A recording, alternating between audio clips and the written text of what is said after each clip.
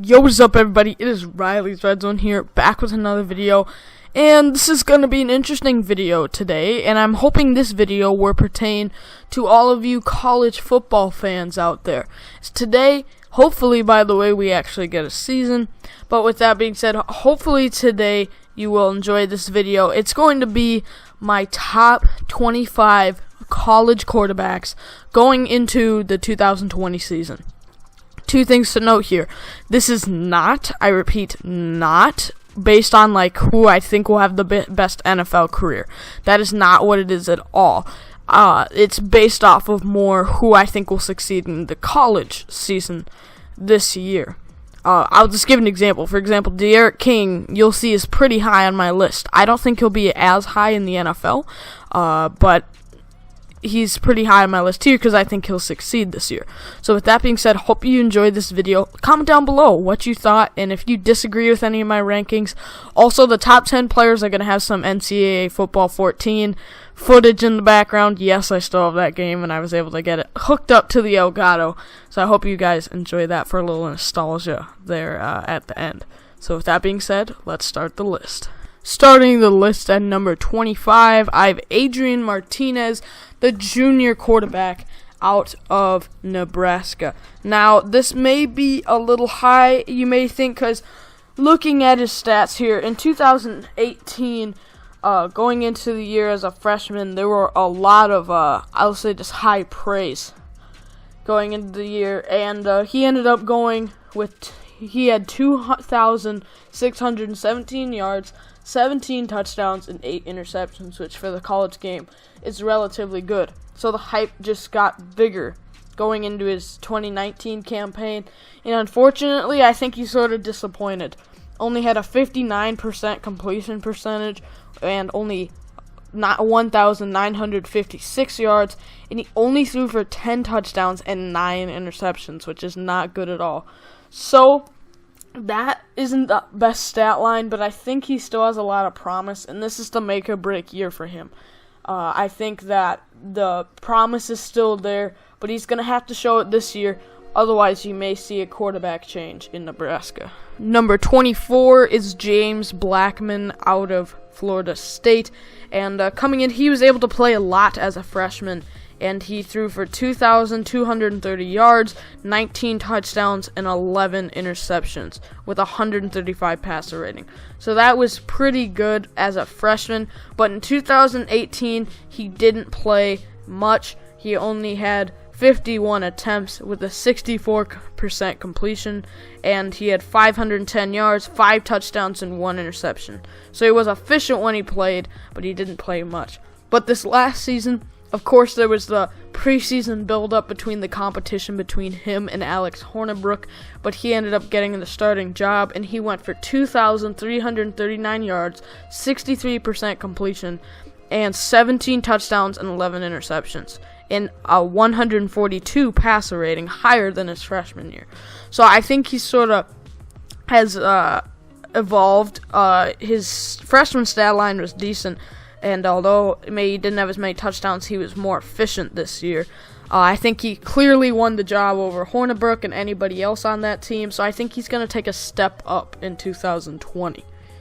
Coming in at number 23 is senior quarterback Jarrett Guarantano out of Tennessee. Decided to come back for his senior season.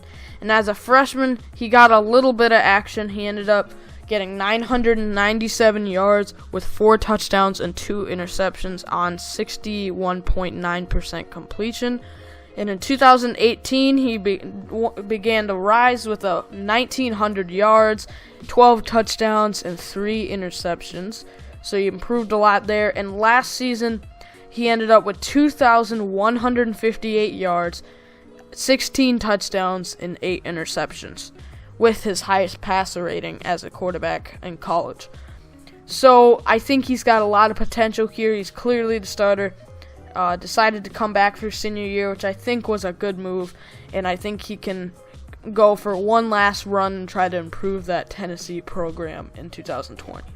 At number 22, I have the sophomore quarterback from Auburn, Nix, and he is a great player, but I have him a little lower on this list because he I don't think is as much as a legit passer, but I do think he will be better than last year. Last year, they sort of had him go off the field a lot, but the backup was Joey Gatewood, and he is actually, I believe Joey Gatewood is transferring to maybe try to start somewhere else. So that's good for Bo Nix. So I think maybe if they can rely on him more, he could rise up this list.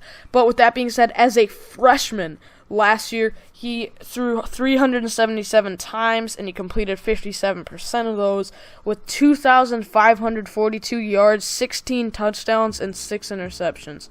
That's a very impressive freshman campaign, and I think he will only build off of that going into 2020. Like I mentioned, Joey Gatewood is transferring, so that will hopefully bring more volume to Bo Nix's game. At number 21, I have Jack Coan, a senior out of Wisconsin. Now, although last year was his only year as a full-time starter, I think he played very well. So in 2017, he only threw the ball 5 times, but he completed all of those for 36 yards. But the next year is when Alex Hornibrook was still there, speaking of Alex Hornibrook again, and sort of competed there. So he was able to get on the field a little bit and got 515 yards with 5 touchdowns and 3 interceptions. But this last season as the full-time starter, he flourished with 2,727 yards, 69.6% completion, and 18 touchdowns with 5 interceptions, and an 151.8 passer rating. I think that's very impressive. Although you lose Quintez Cephas and Jonathan Taylor, I think they might have to rely on the passing game a little bit more, which might be able to open his opportunities a bit going into 2020. At number 20, I have Dorian Thompson-Robinson, the junior out of UCLA. That may be a little bit high, but I think he shows a lot of promise and was a highly sought-after recruit. And in 2018 as a freshman, he had a 57.7 completion percentage, 1,311 yards, 7 touchdowns, and 4 interceptions. But he had a much better sophomore campaign with a 59.7 completion percentage, 2,701 yards, and 21 touchdowns with 12 interceptions. So he improved a lot last year with Chip Kelly's offense, and I think he's only going to continue to improve in his junior season. At number 19, I have Dillon Gabriel, who is going to be a sophomore out of UCF. So I'll say I have one more group of 5 player coming up on the list, but I tried to sort of mainly have him be Power 5 because it's hard to compare. And if I did include the group of 5 teams, it was only from the American because I think they're the closest to the Power 5. But with that being said, Dillon Gabriel as a freshman, unfortunately Mackenzie Milton, at the end of the year before, he was hurt, and that is very disappointing. I hope that he continues to heal. I think he's getting close, and he had a very great career so far, so he very much, I think, it can be a consideration to start. But with looking at these numbers, what Dillon Gabriel did last year, I think it'll be very hard to switch to Milton, as Gabriel as a freshman put up a 59.3% completion, 3,653 yards, 29 touchdowns, and only 7 interceptions, and a 156.9 passer rating.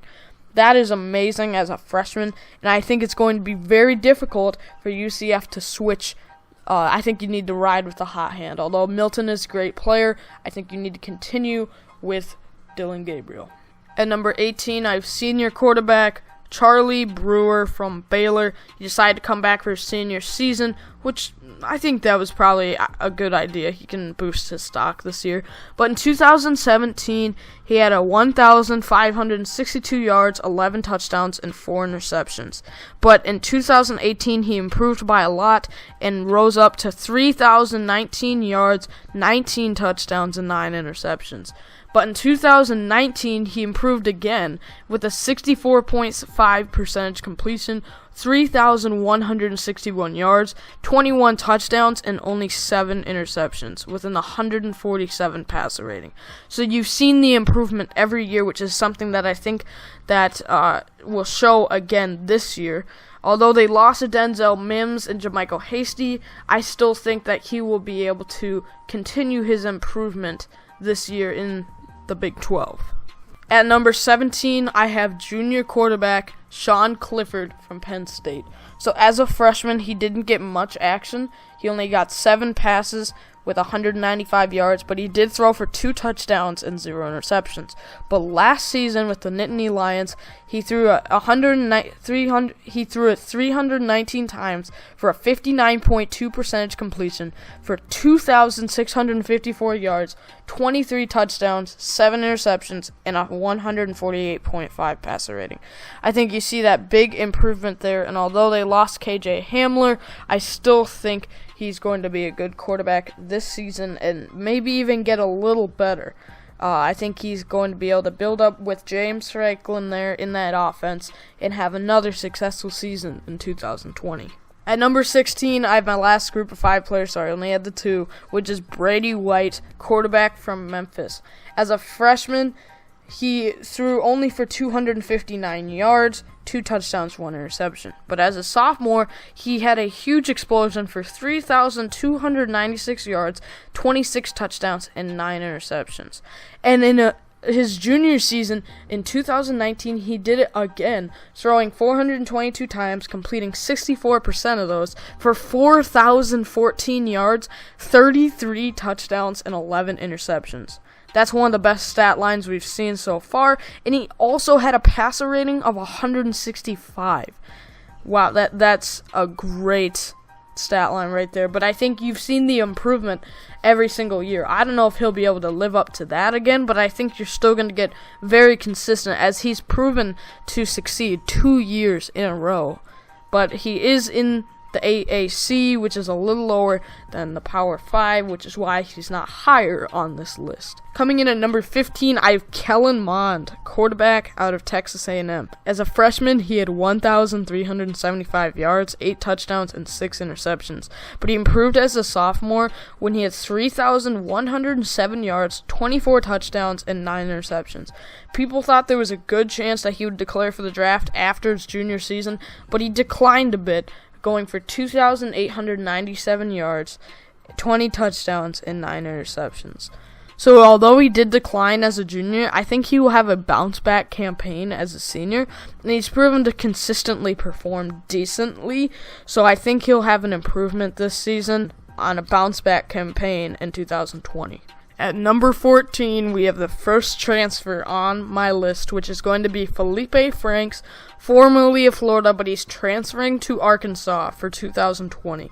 As a freshman, he threw for 1,438 yards and 9 touchdowns and 8 interceptions, but improved immensely in 2018 when he had 2,457 yards, 24 touchdowns, and 6 interceptions.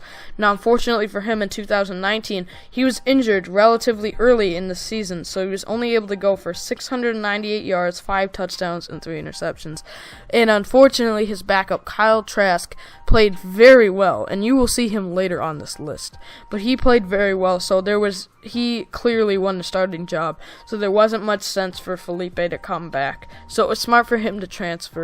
So he's going to be the starting quarterback for Arkansas and probably be one of the better quarterbacks they've had in the last few years.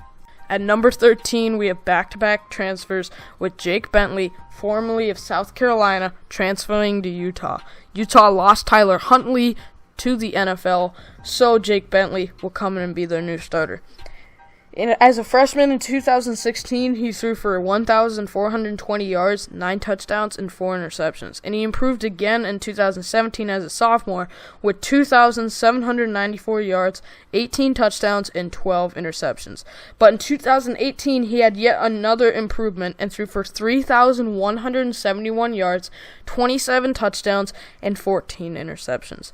Now, unfortunately for him, he was injured very early in 2019, and so he decided to transfer to a new school after that injury.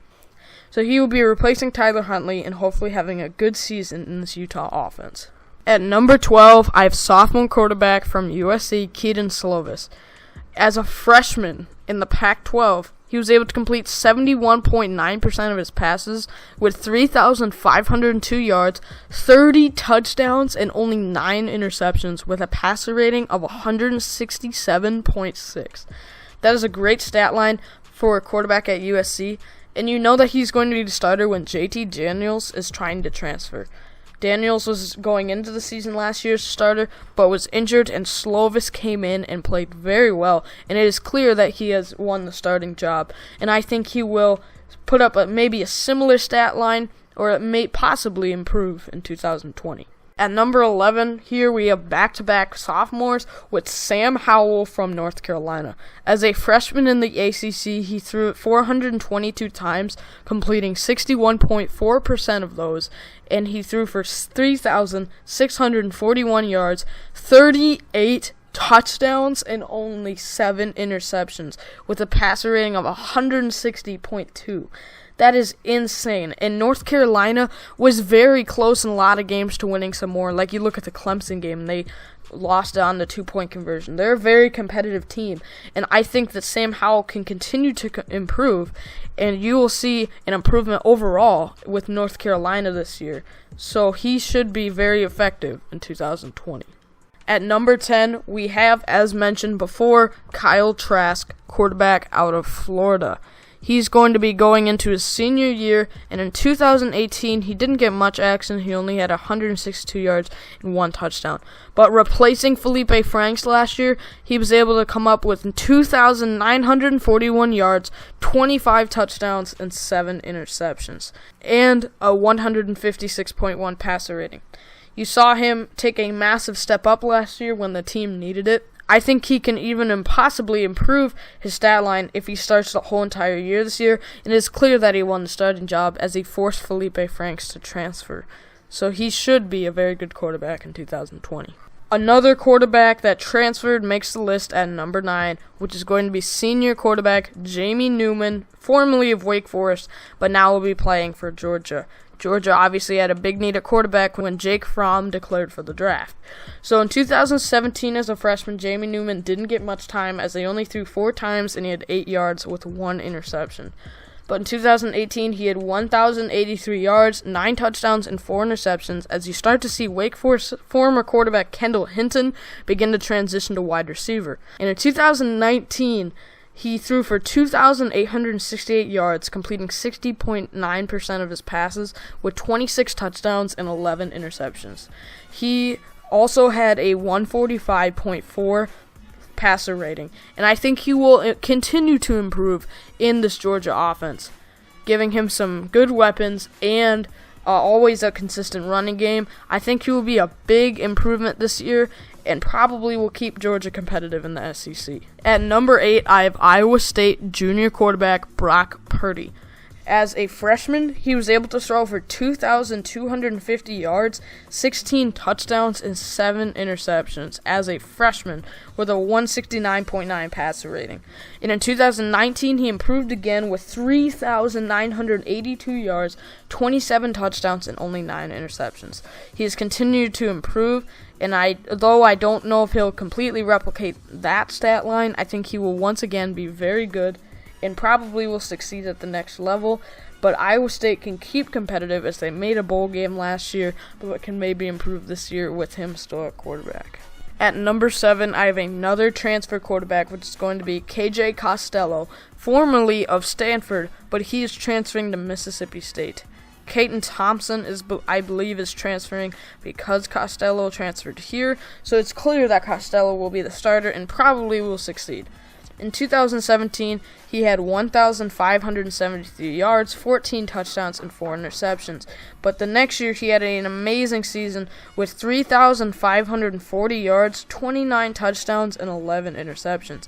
Unfortunately, he was hurt pretty early last season, so he only had 1,038 yards, 6 touchdowns, and 3 interceptions. Mike Leach should help him succeed in this offense, and so he should have a great bounce back year at Mississippi State. At number 6, I have Tanner Morgan, quarterback out of Minnesota. He is going to be a junior this season, and as a freshman, he had to compete with Zach Anasted to be the starter, so he only threw for 1,401 yards, 9 touchdowns, and 6 interceptions. But it was clear by the end of the season they were going to have a big quarterback battle. Tanner Morgan got a very nice break, though, as Zach Anasted, unfortunately, tore his ACL, so he was out for the whole season, meaning Tanner Morgan was the clear starter. So in 2019, he threw for 3,253 yards, 30 touchdowns, and only 7 interceptions, with a passer rating of 178.7. I think he will continue to improve here, as Minnesota has proven to be a top program again, and he still has Rashad Bateman to throw to. They still have a good running game as well, and so I believe he can be a top 10 quarterback. At number 5, I have Ian Book, Sr. out of Notre Dame. In 2017, he threw for only 456 yards with 4 touchdowns and 4 interceptions. But in 2018 came the very bold move that Brian Kelly made when he benched Brandon Wimbush after an undefeated start for Ian Book. Ian Book was able to throw for 2,628 yards with 19 touchdowns and 7 interceptions. And last year, he was able to throw for 3,034 yards, 34 touchdowns, and only 6 interceptions. That is a great stat line. But I think he will still succeed this year, although they lost some weapons. I think he's going to have another successful season this year, and I think the Irish will have a little bit better of a season than last year, so he should continue to build on his success. At number 4, I have former Houston quarterback, but now Miami quarterback, D'Eriq King. In 2016, as a freshman, he threw for 20 yards, so only 1 touchdown, so he didn't get in the game much. But in 2017, he was able to throw for 1,260 yards, 7 touchdowns, and 2 interceptions. But the year after that, he threw for 2,982 yards, 36 touchdowns, and only 6 interceptions. Now, I couldn't see all of his running stats, but you should be clear right here. His running stats are amazing. He is very good at running with the football, so he adds an explosive element to your run game. But in 2019, a very bold move by him, which was he played a few games.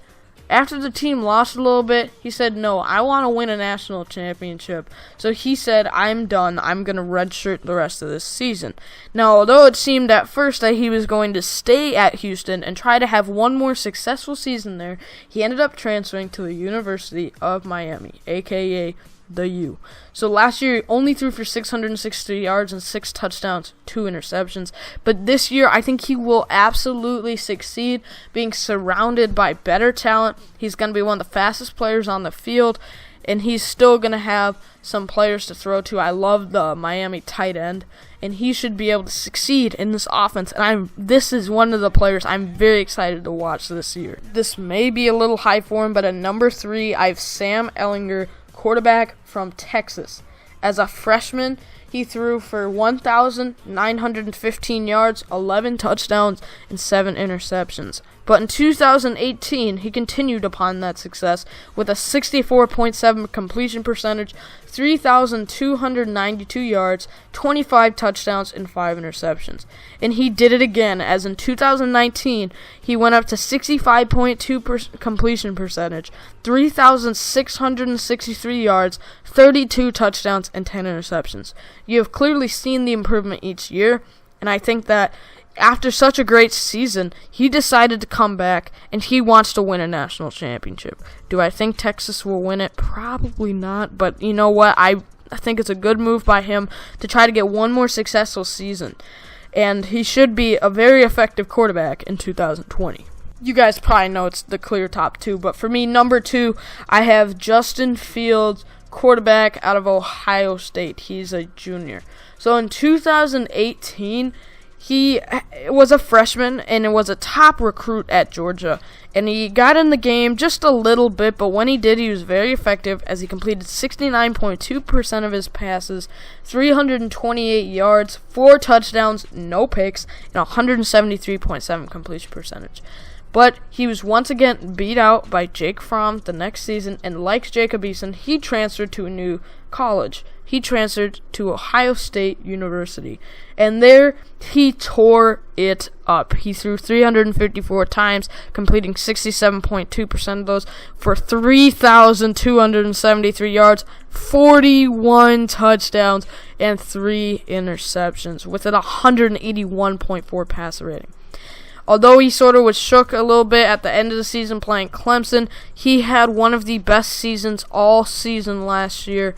And he's going to succeed once again, getting more familiar with the Ohio State system. They're still going to have top weapons to throw to, and he's once again going to be very effective. So you have to keep an eye out for Justin Fields. And at number 1, I have Trevor Lawrence, the quarterback out of Clemson. Now, although his stat line had some up and downs, he gained some things and lost.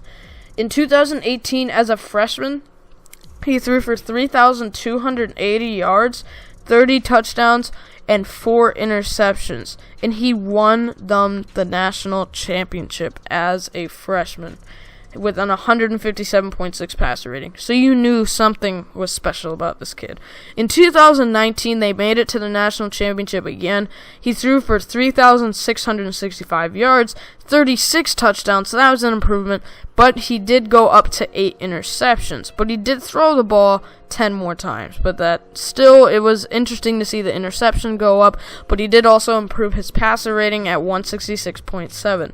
He's by far going to be the number 1 pick this year, but like I said, that's not what matters. He is always going to be the most dangerous player on the field. As we also saw in the Ohio State game, he's got a little bit of run to him. He can run the ball a decent amount. He's got some speed, and he's very intelligent, and he's going to make smart decisions, and so you always have to play top defense against him, and he still has top weapons like Justin Ross in his wide receiving core.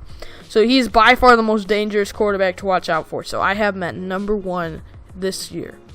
I hope you guys enjoyed this video. Let me know what you guys think. Did I have players too high, too low? Who didn't make the list that you thought? Who's your favorite college as well? Hopefully we get a college season, but I hope all of you are staying healthy during this difficult time, and I will see you guys in the next video. Bye-bye.